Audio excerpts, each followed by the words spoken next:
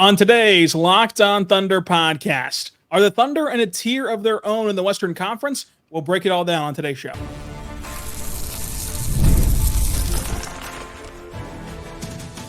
You are Locked On Thunder, your daily Oklahoma City Thunder podcast, part of the Locked On Podcast Network, your team every day. Let's get it going on the Locked On Thunder podcast, on the Locked On Podcast Network, your teams every day. I am your host, media member, and beat writer for SI Thunder, Rylan Stiles. Follow me on Twitter at Rylan_Stiles. Follow the show on Twitter at LOThunderPod. Email the show, lothunderpod@gmail.com. On today's show, we're talking about tier rankings in the Western Conference. We're joined by Michael Martin at Michael on Sports on Twitter, and Let's Talk Thunder on YouTube. So, Michael, we're getting closer to the NBA season, still in the doldrums of the offseason, but we're going to be back to 5 days a week starting on Monday. We're going to have media day soon, and eventually things will be restored. But how's the offseason treating you? It's been good, getting some recovery in, trying to add to my bag as all the players are. I'm not sure how much I've improved, but yeah, like you said, we're getting towards the point where we can see the light at the end of the tunnel of next season in sight.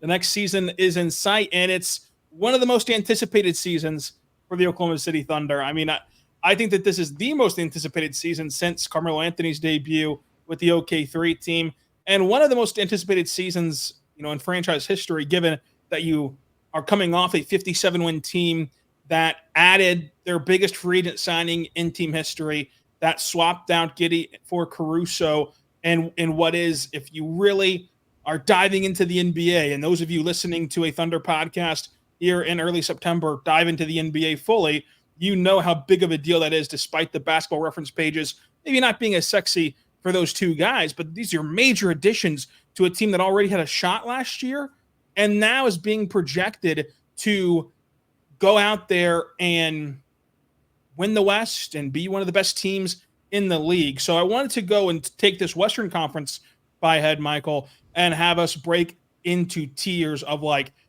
title contenders, contenders for the West, could pull off an upset, dark horses level, playoff teams that are just mediocre, and then teams that will be just awful and like in the tanking standings. But the Hoop Collective did tier rankings earlier. Tier rankings are normal, but the first question to start it off, I think that we both are going to have the Thunder in that top tier. But an interesting conversation was, are the Thunder alone in that top tier? Have they separated themselves from the rest of the West?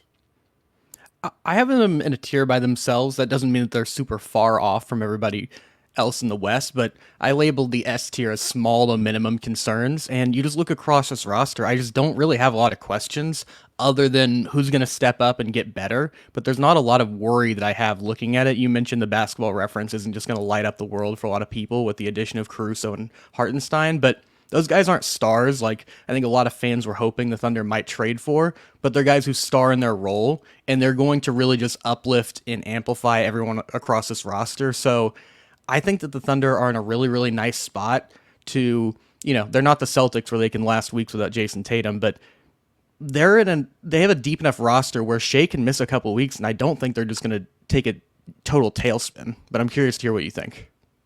Yeah, I for sure think that they are in a upper echelon, kind of sort of like what you mentioned, of they're only 2 or 3 steps above the rest in totality, but they are still above the rest in the regular season because of a few factors. One, that depth. 2, of all these teams in the modern NBA, whenever you cannot really count on teams to truly care about regular season wins and losses, I still think the combination of the young talent who wants to win every single night and for lack of a better term, doesn't know any better than to go out there and compete every single night, and the combination of this regular season, unlike for most contenders like Boston, is still important. Like for Boston, it doesn't matter what they do until June or until May. Like, it doesn't matter what they do. For the Thunder, this regular season still matters because you're trying to integrate 2 massive pieces to your rotation. Like last year's Thunder team had the same starting 5 for the most part, and had Josh Giddey the starting 5 for 218 straight games. And then from there, you had Shea and Dort, who were not going to exit that starting 5. And then J-Dub and Chet were, of course, mainstays as well. So you had that continuity. Whereas this year, there is a question mark of who's going to start. I think that we all have our guesses that we feel pretty good about right now, but we'll see how that actually pans out. And then we know about Mark's rotation and how he flips through things. So there's still a lot to learn about this Thunder team. Whereas for other contenders, like Dallas, for example, I think Dallas is a championship contender. I don't trust them fully to take this regular season as it matters because they just saw themselves finish as the 5th seed and go to the NBA Finals. And the most important thing for Dallas, I think, is getting into the top 6 and having Luka healthy.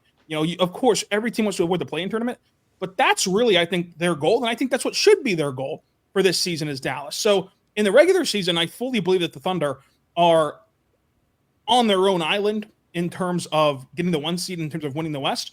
In the postseason, I still would have them clumped together with a couple other Western Conference teams because they just haven't proven that aspect of having a solidified 2 and 3 to be placed above some other teams that have that pedigree. So I'd still have them as the top tier for each thing, regular season and playoffs.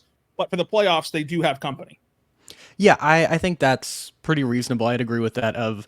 They're separated a little bit more in the regular season. There's still a little bit of separation in the playoffs, but there's going to be some need to prove it moments. And like you mentioned, some of these other older teams getting bored with the regular season.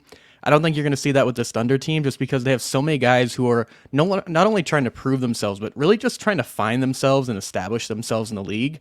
So they can't just go out and play 45 regular season games and sleepwalk into the playoffs and just turn it on like you see with a lot of these veteran teams. Or, Luka's a younger player, but just a completely different animal from a lot of just historical comps in the NBA.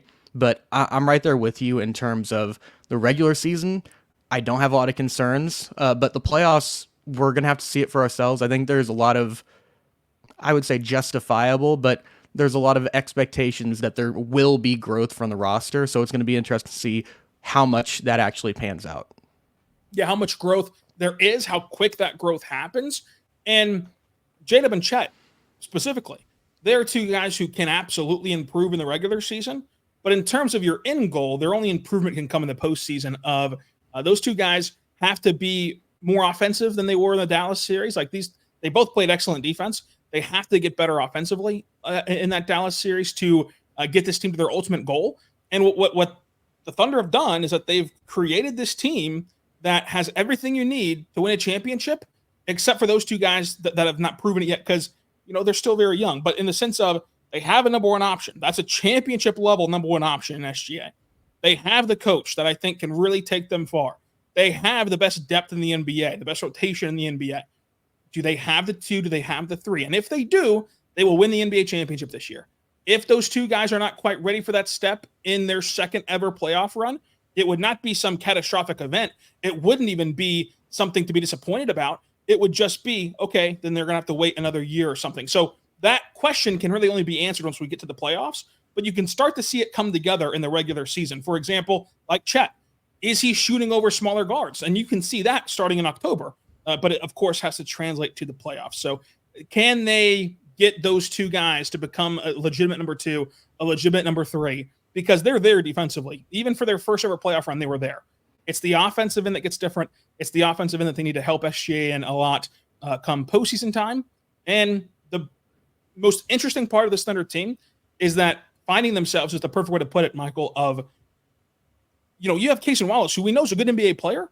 We don't know what the finished product of that looks like and what he can flourish into. And you can list off almost anybody on this roster. They can all take a step forward. I mean, Sam Presti made a big production, rightfully so, about how even Isaiah Hartenstein's only 26 years old and a 26-year-old who has had a rocky NBA career in the sense of now he finally has stability with a franchise. He has stability with playing time. He has stability with a coaching staff and what's expected of him. Like, you can see Hartenstein get better. Like, Hartenstein and Caruso are not finished guys either. I mean, Caruso more so than Hartenstein. But ultimately, the Thunder are going to be in that tier, rightfully so, of the expectation is the championship. And, of course, 29 teams fail at that. Only 1 succeed at it. But it's Western Conference expectations for sure for this Thunder team. Who's going to join them in that tier? We'll talk about that coming up.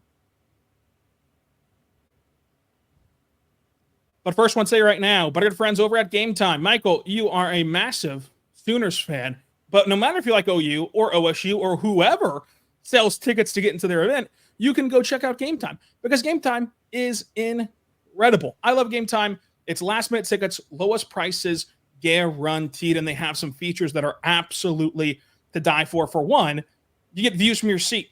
I'm not well-versed in what the best angles and sightlines are for OU Stadium, but I do want to go check out the Volunteers taking on the Sooners, my Tennessee Vols. So I need to go there and go to Gametime, get the tickets, and that way I can see what the view I want will be for that game.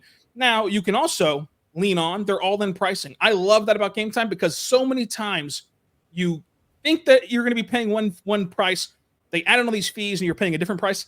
That's not the case at Gametime. Gametime gives it to you all up front, so you know exactly what you're going to get on top of the last-minute tickets, lowest prices guaranteed. Take the guesswork out of buying tickets with Gametime. Go download the Gametime app, create your account, use code LOCKEDONNBA for $20 off your first purchase. Terms and conditions apply. Again, create your account, redeem code LOCKEDONNBA for $20 off your first purchase at Gametime. So go check them out today. We're back on the Locked On Thunder podcast, on the Locked On Podcast Network, your teams every day, talking to Michael Martin at Michael on Sports on Twitter. Let's talk Thunder on YouTube. Michael, so we've got the Thunder in that title contention tier. Let's call it the S tier. Does anybody for you join them at S tier in terms of postseason? So I'll put other teams in that group, but like I said, there's a small gap, I guess I would say, but to act like they're just steps above these teams, I think it would be sort of just, I don't know, a dumb statement. But I have the Nuggets, the Mavericks, and the Wolves also there. But I have more concerns about those teams. As I mentioned earlier, I mean, they do have a lot more, I guess, playoff experience with the Mavericks and the Nuggets, for example. The Wolves, you know, they made it to conference finals. I don't know how much that's just more them being on the right side of the bracket. But all three of those teams, I would say, rightfully so, deserve to be up there towards the top of the West, just in terms of what we're expecting. So I did mine in tiers of, championship. Like you can win it. Like you can win the West. You have a chance to win the NBA Finals because, of course, if you get to the dance, you have a chance to win it. And then, dark horses of who, you go on a magical run. They could get in there possibly to the West Finals. And then I have, play-in range teams. Then I have teams that are just meh. And then I have teams that are just terrible. So that's how I did my tiers. My tier of who could win a championship is the exact same as yours. Oklahoma City, Minnesota, Dallas, and then Denver. I think Minnesota, my real concern with them is just as the season grows, we know how narratives get spun. We know how important chemistry is and important blocking out the outside noise is. As you get further along this season, every time something goes right or wrong, whatever extreme that you're on with Minnesota, the lingering narrative will be, well, they can't keep this team together much longer because of the tax bill and things like that. That can either drive you apart, the contracts, the tax bill, the guys that got to leave, or it can really galvanize you and bring you together and help you propel on to a very successful season. But on the court, I don't really have any concerns for Minnesota. I think Minnesota's a really good team. Dallas, when we're talking postseason, I think Jason Kidd's a heck of a postseason coach. Now, he was getting called for to be fired in February, but then he takes the team to the NBA Finals. I think he just has it in the playoffs. So they have the coach. Luka is worth 2 games every series. That cuts the series in half. Then you know what Kyrie does in the postseason. And yes, I can hear Thunder fans screaming at their podcast platform, typing on YouTube about PJ Washington's 3-point percentage. Luka makes those guys better. Just like a quarterback makes bad receivers better, he makes role players better, and they have the role players who will have outlier series. And that's what was the difference last year in a young Thunder team and a Mavs team that went to the finals, because their role players were not afraid to just jack up shots. And if you jack up shots, you give yourself the chance to go in. If you're passive and don't even take the shots, you don't even have the opportunity to have an outlier series, to have a PJ Washington series. We didn't get the chance to see a Cason Wallace series or an Isaiah Joe series. There was no such thing for OKC last year, to where I trust the role players to take shots. I trust their closers and stars to drive the bus. I really like Dallas. We'll see about the Klay Thompson stuff and how that works out for them. But I think that even Quentin Grimes is a sneaky good pickup, especially whenever you swap him out for Tim Hardaway Jr., who couldn't play dead in the Western last year. So I love Dallas. And then Denver, they have the best player in the world. And like, that's the tax for having the best player in the world. I know Jamal Murray was awful in the postseason and in FIBA Olympics. When you have the best player in the world, I'm not going to count you out whenever it's a star-driven league. So that's my justification for our title window there. I'll work backwards from Denver. Yeah, the best player in the world argument, that's really what it is. I mean, they have a nice roster around him with Aaron Gordon and Jamal Murray. They have a nice two-man game, but he's been awful, like you mentioned recently. Their depth is just not really there, and that's what concerns me the most. But like you mentioned with Joker, in a 7-game series, can he be the best player in 4 games? Absolutely. I think he could just win you 4 games. So I don't think that's crazy. As for the Mavericks, Luka makes those guys better in the same way that Jokic does, where he just feeds these guys confidence, and they're going to get open shots. And if you get enough cracks at it, at some point you're going to catch fire. And PJ Washington happened to be that series. But there's series throughout NBA history where there's usually one outlier shooting performance, good or bad, that's just sort of just factored in because of just how random basketball is. The Mavericks, I have some real concerns just with them defensively guarding on the perimeter. We saw how valuable Derrick Jones Jr. was against the Thunder guarding Shea. Shea was incredible and really took it to him, but he was making things difficult, and that's the most you can ask for. And then if you have that starting lineup of Kyrie, Clay, Luka, PJ Washington, Lively, or Gafford, I just worry about a lot of the better perimeter players in the league. And I've heard things about, maybe they'll put Najee Marshall in there. No offense to Najee Marshall. He seems like Kenrich Williams in a different font to me, where he's a really nice player. I just don't know if you can throw him out there on an island with some of the elite scorers and that's going to work out for you. And then finally to the Wolves, I think in the regular season, unless they just have a tremendous downfall like you mentioned, I think they're going to be fine. I mean, Rudy Gobert by himself is a top 5 regular season defense, so that's going to win you a lot of games just on competency. And then offensively, you're going to have your Cat games, you're going to have your Ant games. What really concerns me the most is sort of threading that needle between Mike Conley as he sort of like ages out of the league and ages out of being a helpful player, and then what do we see from Rob Dillingham? Is he ready to go, or is he a guy who needs to be in that incubator for a few years before he's really, really ready to contribute and help that team? Yeah, I think that Dallas, it does come down to the Najee Marshall aspect. Like, I'm all in on Marshall being the defender that DJJ was. I'm also all in on him being better offensively than he's ever been in his career. It's the same thing. Like, at this time last year, we did not think that DJJ would have the offensive prowess that he did have in Dallas. And I think that all stems back to Luka and Kyrie. So I'm in on Marshall, but if someone's not sold on Marshall, then that's why Dallas could fluctuate a little bit in between these tiers, despite making the NBA Finals a year ago. Now, the next tier I have is dark horses out west. So you can just call this the second tier or the dark horse tier, whatever you want to call it. My first nominee for this tier is Memphis. Like, I love the Memphis Grizzlies.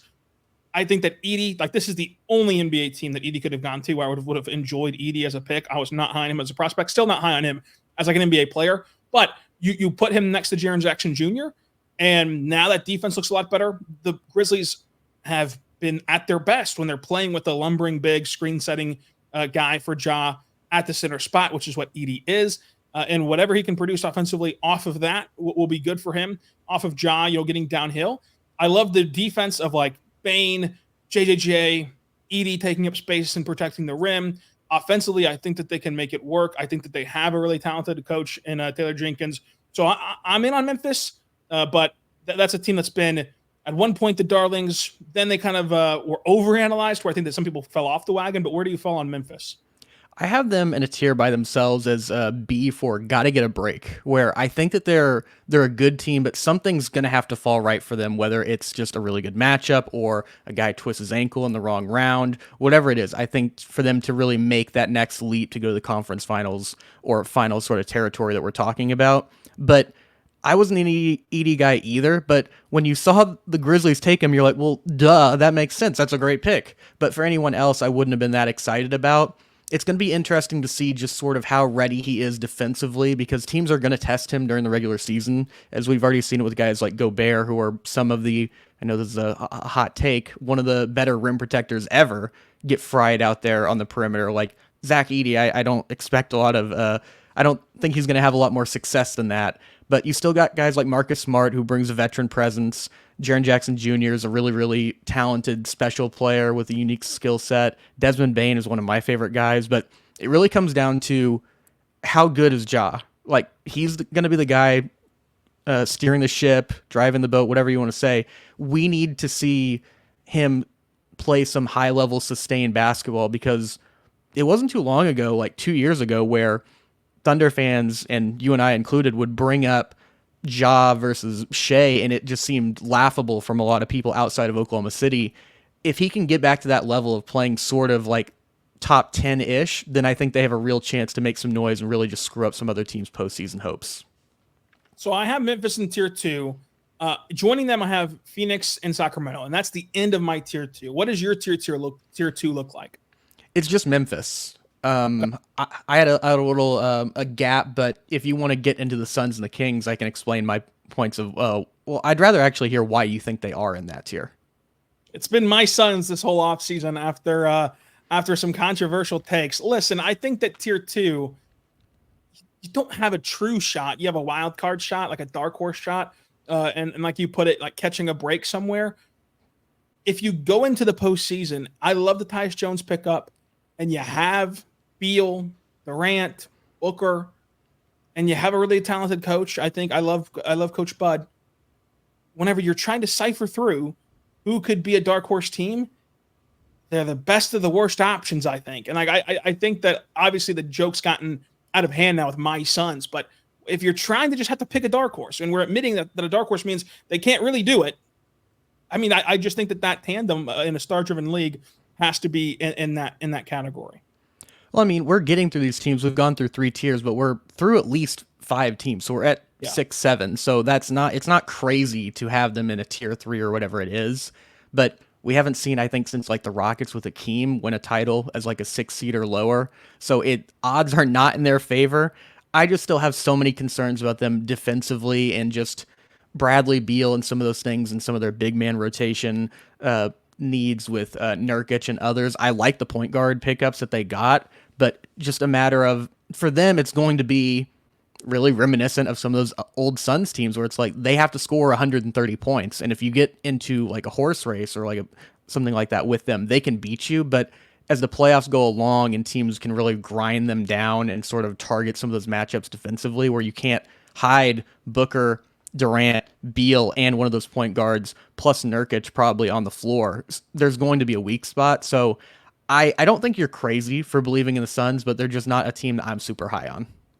Yeah, I mean, the my Sun stuff is a little out of hand, but I just think that in a star-driven league, you have the most complement of star powers of the teams remaining to pick from, of like who could go on a run.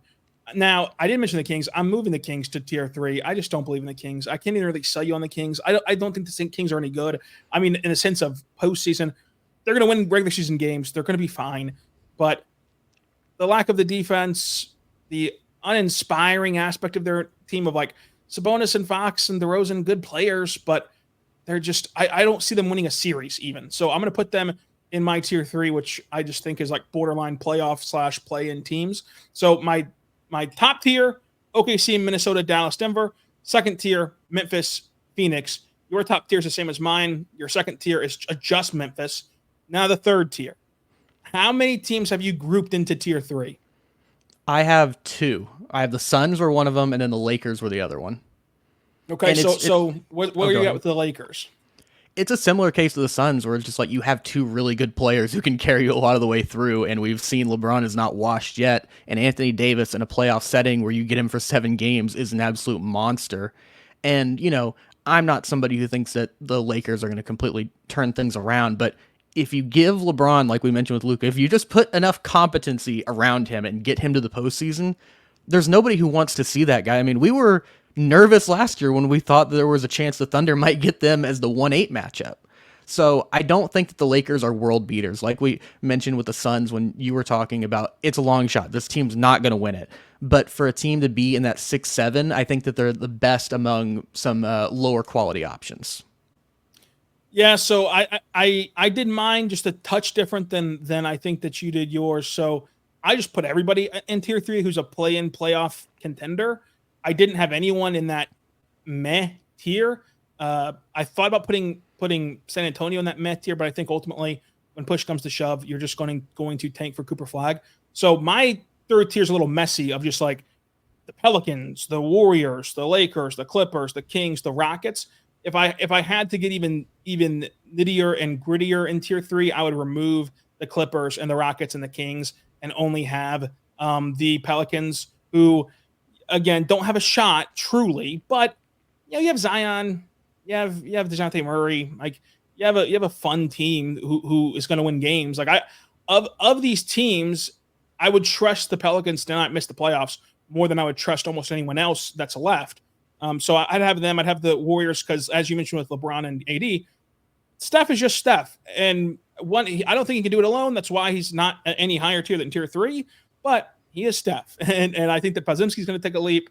And I like Steve Kerr, obviously. I mean, he has a lot of negative fans now after the Olympics, but I still like him. I still like the Warriors. So tier 3, if I really had to cut it down, would be just the Pelicans, the Warriors, and the Lakers. And then my not good enough tier would be the Clippers, the Kings, and the Rockets, who not good enough, meaning like I don't think they'll even survive the play-in tournament, but I do think that they can get there, all of them. And then I would have just the try again next year team as Portland, worst team in basketball. Utah eventually fades, with their tank, and then the Spurs again eventually fades. With it's just more profitable for them to not be good this year in such a loaded draft class, taking another step back, take a step forward. But all that being said, to reiterate, your tier 3 is. So I think I have more tiers than you is the issue here because I think so too. Yeah, so I had S with the Thunder with just a small gap, and then A is the other 3 contenders with the Nuggets, Mavs, and Wolves. 3 is the Grizzlies. 4 is the Lakers and Suns, and then my 5th one, or my D tier, is I don't really understand the hype, and that is with the Clippers, or not the Clippers. That's with the Pelicans, Rockets, Warriors, and Kings. With the Pelicans, like just talked about, I'll push back a little bit on your trust in them to be one of those teams that just makes the playoffs.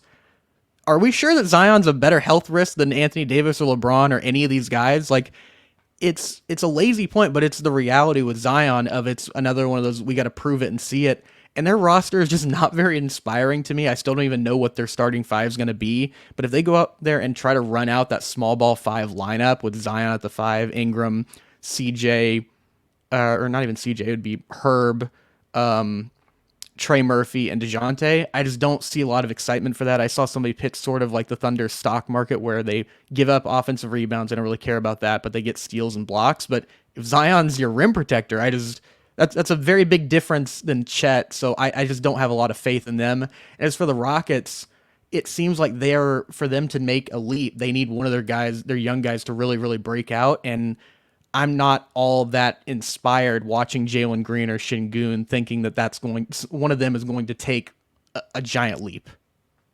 Yeah, I would agree that they're not going to take a massive leap. I'd imagine 41-41, something like that happens for them, which is like, depending on the injury luck of these other teams that we're mentioning, like if AD gets hurt, if Zion gets hurt, if whoever, it could be good enough for the play-in. I mean, the Thunder made the play-in at 40-42, but it's certainly not good enough to win the play-in and to navigate that tournament or even get to the postseason, like the true playoffs. So that's where I'm at with the Rockets. I think that will cause a disappointment among Rockets fans, and that will be what we talk about coming up. Who stands the most to lose? Who stands the most to gain from this season? But first, I want to say right now, about our good friends over at eBay Motors. Check them out today at eBay Motors because they understand that just like building a championship team, you need patience, drive, and passion to have a winning formula for your ride or die. Keeping your car alive at eBay Motors has everything you need to maintain your vehicle and level it up to peak performance with superchargers, roof racks, exhaust kits, LED headlights, and more. So whether you're into speed, power, or style, eBay Motors has you covered with over 122 million parts to choose from. It's your number one ride or die, keeping it alive, and they always find ways to help you out at eBay Motors Guaranteed Fit. It's guaranteed to fit your ride the first time, every time, or your money back, because with eBay Motors, you'll be burning rubber, not cash. With all the parts that you need at the prices you want, it's easy to make your car the MVP and bring home the huge win. Keep your ride or die alive at ebaymotors.com. Eligible items only. Exclusions do apply. eBay Motors only available for U.S. customers. So we've talked about every team. Now let's put it back into our respective tiers. So I'll let you list out your tiers and teams right now. Okay, S tier, the Thunder. A, I have the Nuggets, Mavericks, and Wolves. B is the Grizzlies. C is the Lakers and Suns. D is the Pelicans, Rockets, Warriors, and Kings. E is for the Clippers and Spurs, and F for the Flag Bears. The over down there at the bottom are the Blazers and Jazz. So I do in a postseason context, I do have the Thunder with company. I think that's kind of where we got thrown off a little bit of Thunder, Wolves, Mavericks, Nuggets. Those are, I think, our championship contenders. Dark horses, I do have Memphis and Phoenix in dark horse. Borderline, borderline like win a playoff series type of teams. I would say no one truly, but if I had to pick somebody, I'd pick New Orleans and Golden State and the Lakers.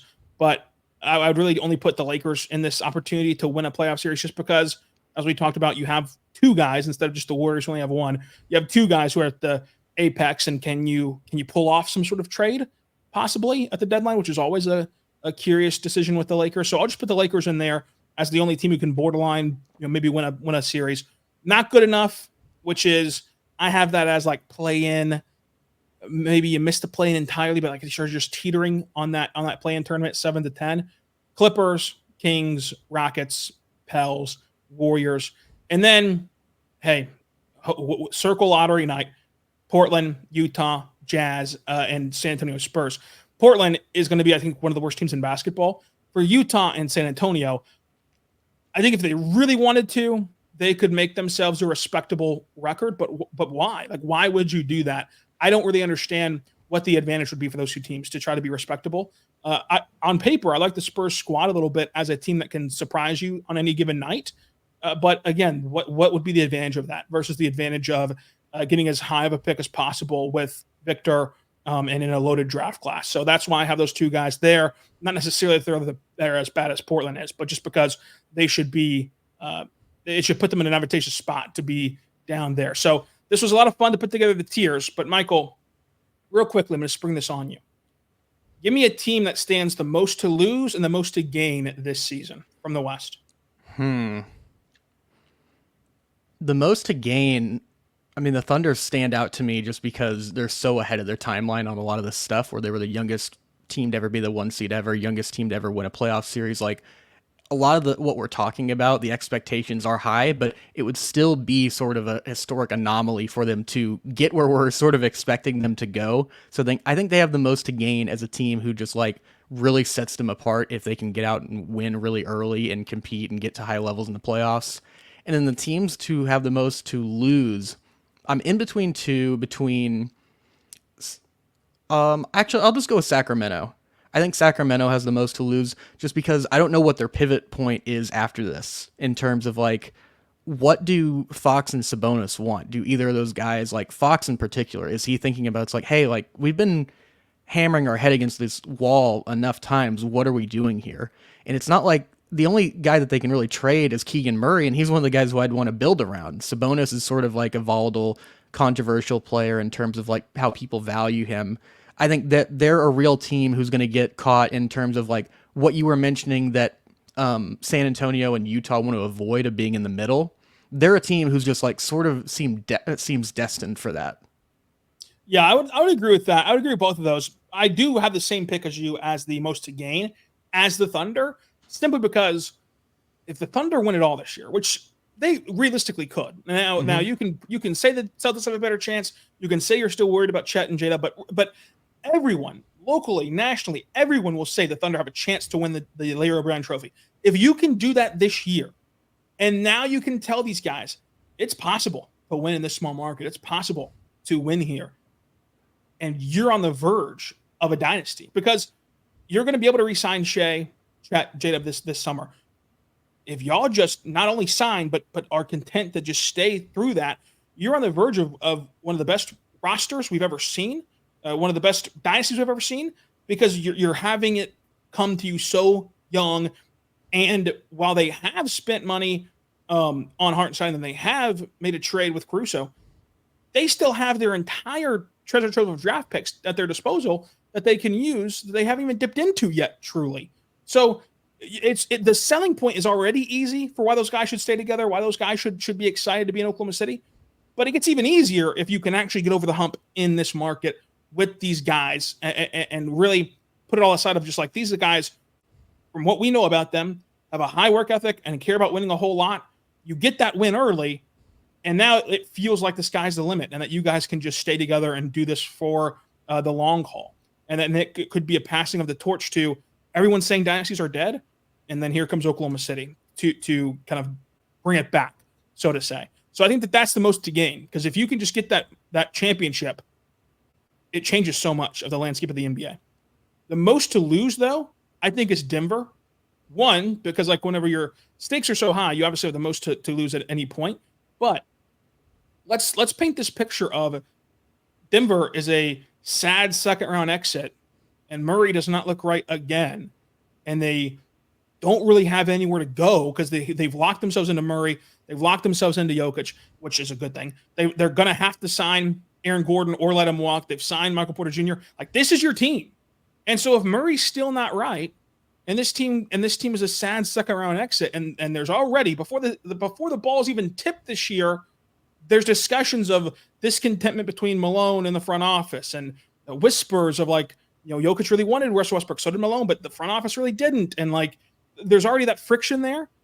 Then you start firing coaches, you start getting new front offices, you start the level of shaky ground that this core has not had to walk on yet. And in the modern NBA, you're just a day removed from Jokic saying, you know what? I know that like I'm not really a guy that plays in this drama field, but I love Luka. I love Luka Doncic. I want to go play with them. I'm going to demand a trade. And hopefully for Denver's sake that doesn't happen, but they have the most to lose, because if they flame out in an embarrassing way and Murray's still not right, they have no other way to go to improve this roster. Like, they've expended it all. And so how long can you keep Jokic satisfied? Maybe you can, but I just wonder about that. It's a good point. I mean, I think that I missed the boat a little bit in terms of most to lose, and you got it right in terms of teams at the top. But, Jokic is a guy who people talk about. It's like, oh, he doesn't really care about basketball. I can tell you one thing. He cares about winning. He does not like losing. And if they put him on an environment like that with that team who has no avenue to get better, I'm going to be very, very worried about it. And I think you can make a similar case for the Mavericks in that sense of like, they have a few more young guys. They have Lively and PJ Washington, but Kyrie is as volatile as anybody in NBA history. So if something happens with him, and he's had a lot of injuries throughout his career, I think they could be in a very similar spot as two teams who have their title window and they're staring it right in the face, but they don't really have a lot of avenues to really go up another level if that's what they need to do. Yeah, Dallas is an interesting case because they're building this whole thing on Kyrie, who's been a fantastic teammate, a fantastic option in Dallas. Like, he's done everything right. But your history and track record do precede you if you're Kyrie Irving. So that is always scary. And one of your big moves is Klay Thompson. There's a chance that like Klay's just done. And if Klay's done, where do you go from there if you're the Mavericks? So I think that there is some questions at the top, even as we mentioned earlier about Minnesota, of like, this could be their last hurrah financially. How do they get better afterward? If that is the case, if they can't keep it together financially. But the most to gain, I think, for sure, is the Thunder, just because of all the things that we've mentioned. Michael, we're getting so close to the start of the season. I can almost feel it, that we're in the bowels of the Paycom Center. But Michael, what do you have working on? What can they go check out already over there at Let's Talk Thunder? Yeah, working on some more YouTube videos. We are in prime off-season mode. I'm doing right now something about like a what if series where I'm just going through different Thunder scenarios in history that felt like giant pivot points. And right now I'm going to hopefully release this week what if the Thunder ended up trading Paul George to the Raptors. Just sort of the fallout from that, Shea not going to the Thunder, they get Siakam, whatever that looks like, and how the Thunder sort of are put on a different timeline. Just some fun hypothetical things I think that people enjoy, and then some more videos to come.